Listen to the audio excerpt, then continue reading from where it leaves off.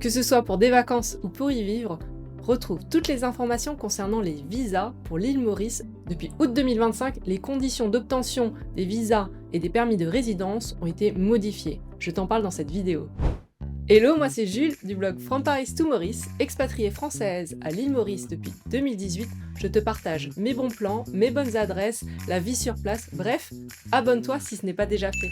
Parlons des visas court séjour. Je veux bien évidemment parler des visas touristiques ou visas d'entrée. Alors, pour les ressortissants de la zone euro, c'est un visa d'entrée qui est gratuit. Vous n'avez pas de démarche à effectuer avant votre voyage. Par contre, il faudra vous munir d'un passeport valide et dont la date d'expiration va au-delà de la période de votre séjour. Vous avez le droit de rester 90 jours maximum, soit 3 mois, renouvelable une fois.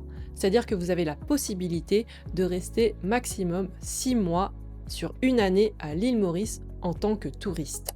Il faudra également avoir l'adresse et un numéro de téléphone d'un contact sur place, que ce soit votre hôtel ou votre Airbnb.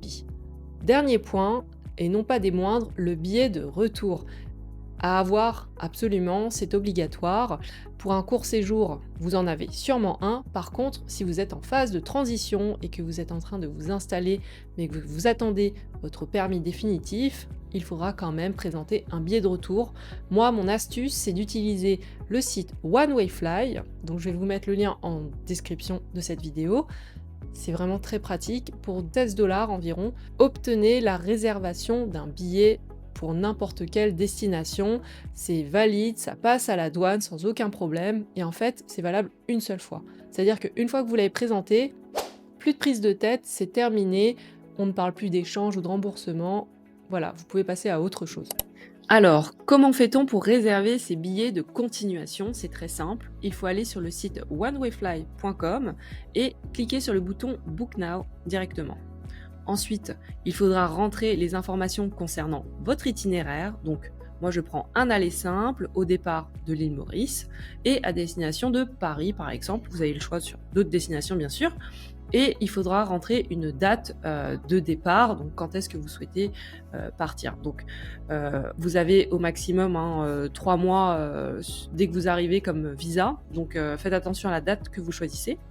Ensuite, il faudra choisir le nombre de passagers ou le nombre de billets de continuation que vous voulez. Donc pour rappel, c'est 16 $ par billet. Donc si par exemple vous êtes 2, ça vous coûtera 32 $. Vous avez le choix de payer soit en dollars, soit en euros. Si vous pouvez payer en dollars, ça vous coûtera moins cher en euros normalement. Voilà. Une fois que vous avez rentré les informations sur les passagers, il faudra donner l'email sur lequel vous souhaitez recevoir ces billets. Et enfin, vous n'aurez plus qu'à les payer. Et une fois payé, vous recevrez vos billets quasiment en instantané, 60 secondes à peu près, et vous pourrez les présenter directement à la douane. Moi, ce que je vous recommande de faire, c'est de faire la manipulation avant de prendre votre vol à destination de l'île Maurice. Ce sont des billets valables 48 heures, donc normalement, si vous faites votre réservation juste avant de prendre votre vol, une fois à l'arrivée à Maurice, ces billets seront toujours valables et vous n'aurez aucun souci à la douane. Second visa, court moyen séjour, il s'agit du visa premium ou visa destiné aux digital nomades. Ça a été créé en période de Covid pour justement attirer plus de monde, à faire redémarrer l'économie à l'île Maurice. Donc c'est un visa qui est toujours valable aujourd'hui. Donc vous pouvez faire la demande pour ce visa qui est gratuit. Les seules conditions, c'est ne pas travailler sur le marché mauricien et toucher un revenu minimum de 1 500 $ par mois et par adulte et 500 $ par enfant. Je m'explique. Le gouvernement mauricien veut s'assurer que vous avez les fonds nécessaires pour subvenir aux besoins de toute votre famille. Et donc, si on prend l'exemple d'une famille de 2 adultes et 3 enfants, vous devez justifier d'un revenu minimum de 4 500 $ par mois. Il vous faudra également une assurance santé vous couvrant toute la durée du séjour et d'un billet de retour également. Donc, pensez à ma solution One Way Fly. Le visa premium peut également être un visa de transition si vous souhaitez tester la vie sur place avant de vous y installer définitivement. C'est un visa qui est également plus simple à obtenir qu'un occupation permit, donc un permis de résident à Maurice. Donc vous pouvez d'abord tester avec ce premier visa et si la vie vous convient sur place, passer à un visa plus permanent.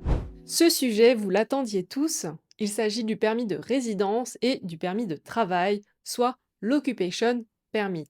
L'Occupation Permit, c'est un permis combiné travail plus résidence. Aujourd'hui, il y a 3 types de permis comme celui-là. Il s'agit de l'investisseur, du professionnel et enfin du self-employed ou indépendant. Commençons par le permis investisseur ou Occupation Permit Investor.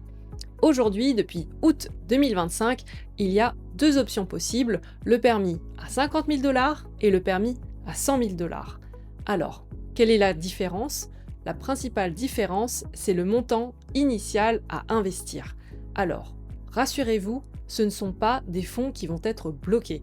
Cet argent, il faudra juste le ramener à l'île Maurice dans un compte bancaire mauricien et après, vous en faites ce que bon vous semble. Donc, vous pouvez le réinvestir dans votre société ou le dépenser pour d'autres choses, aller au casino par exemple. Enfin bref, c'est vous qui voyez. Une autre différence concernant ces 2 variantes, c'est que le chiffre d'affaires à atteindre va être différent en fonction du 50 000 $ et du 100 000 $. Effectivement, pour le permis à 50 000 $, le chiffre d'affaires va être un peu plus élevé, ils vont être un peu plus exigeants, et pour la première année, le chiffre d'affaires à atteindre sera de 1,5 million de roupies, soit l'équivalent d'environ 28 000 €. Alors que pour le permis à 100 000 $, le chiffre d'affaires minimum en année 1 sera de 1 million de roupies, soit environ 19 000 €. Ensuite, le chiffre d'affaires cumulé sur les 5 années va être différent entre les 2 permis. Pour le premier, il faudra atteindre un montant minimum de 20 millions de roupies sur les 5 années, soit l'équivalent de 376 000 €, alors que pour le permis à 100 000 $, le chiffre d'affaires sur les 5 années sera de 15 millions de roupies, soit environ 282 000 €. Par ailleurs, pour le renouvellement, ils vont regarder si à partir de l'année 6, vous respectez bien le montant minimum de chiffre d'affaires annuel qui est de 5 millions de roupies, 94 000 € par an. Auparavant, il n'y avait qu'un seul type de permis possible en tant qu'investisseur, c'était le permis à 50 000 $, et l'objectif de chiffre d'affaires était de 4 millions de roupies, soit 75 000 € à partir de la 3e année. L'avantage de ce permis, c'est aussi de pouvoir embaucher des personnes sur place, ce qui n'est pas le cas d'un self-employed par exemple. Ce permis est valable 10 ans, est renouvelable, et il vous coûtera 1 000 $. Maintenant, passons au permis employé ou le permis professionnel. Donc ça, c'est le permis que j'avais en arrivant à l'île Maurice. Vous êtes embauché par une entreprise internationale ou une entreprise mauricienne sous un contrat local. Aujourd'hui, cet Occupation Permit se distingue par 2 catégories. Il y a le ProPass, où vous devez avoir un salaire minimum de 30 000 roupies mensuelles, soit l'équivalent de 565 € par mois. Et je peux vous dire qu'avec ce revenu, ce ne sera pas possible de vivre correctement juste avec ce salaire. Il y a également l'Expert Pass, donc celui-là c'est pour un salaire minimum de 250 000 roupies par mois, soit l'équivalent de 4 700 €. En général, c'est destiné à des profils très spécifiques qui sont spécialisés dans des domaines particuliers, par exemple tech ou la banque, ou pour des gens qui vont être à des postes de direction. Je le rappelle, vous devez être employé par une entreprise et sous un contrat local. C'est un permis qui est valide maximum 10 ans et renouvelable. Concernant la demande pour faire ce type de permis, c'est à l'entreprise de la faire. Moi, mon conseil, c'est de bien négocier avec votre entreprise qui prenne en charge les frais de dossier, qui sont de l'ordre de 300 $ à 1 000 $ en fonction de la durée de votre contrat de travail. N'oubliez pas de négocier également avec votre employeur pour qu'il prenne en charge les frais de tous les tests médicaux qui sont obligatoires dans l'obtention de votre permis. Enfin, un point important, votre permis est rattaché à votre contrat de travail. C'est-à-dire que si vous décidez de changer d'employeur ou d'emploi, il faudra faire un nouveau permis. Dernier permis sur la liste des Occupation Permits, le permis Self-Employed ou le permis destiné aux auto-entrepreneurs indépendants et freelance. Il s'agit du permis que j'ai actuellement. L'investissement initial auparavant était de 35 000 $ et depuis le mois d'août, il est passé à 50 000 $. Donc comme pour le permis investisseur, ce sont des fonds qu'il faut ramener à Maurice, mais après, ils ne sont pas bloqués. C'est un permis valide 10 ans et qui coûte 1000 $. Concernant les prérequis, en année 1, il faudra atteindre un chiffre d'affaires minimum de 750 000 roupies, soit l'équivalent de 15 000 € environ. Au bout de 5 ans, il faudra avoir cumulé un total de 6 millions de roupies, soit l'équivalent de 113 000 €. Il fallait auparavant 2 lettres d'intention de potentiels clients avec qui vous comptiez travailler. Maintenant, c'est passé à 3 lettres d'intention, dont minimum 2 avec des entreprises en local. Il faudra bien évidemment fournir un business plan complet, comme pour le permis investisseur, et effectuer des tests médicaux. Concernant le dernier permis, il s'agit du permis de résidence retraité. Les prérequis sont assez simples, il faut avoir minimum 50 ans. Tous les mois, il faudra effectuer un transfert de 2000 $ sur votre compte bancaire mauricien, soit l'équivalent de 24 000 $ sur un an. Faire un transfert initial de 2000 $ dans les 60 jours suivant l'obtention de votre permis, avoir effectué des tests médicaux, avoir un casier judiciaire vierge et vous n'avez pas le droit d'exercer une activité rémunérée ou commerciale à l'île Maurice. C'est un permis qui vous est valable 10 ans et qui vous coûtera 1000 $.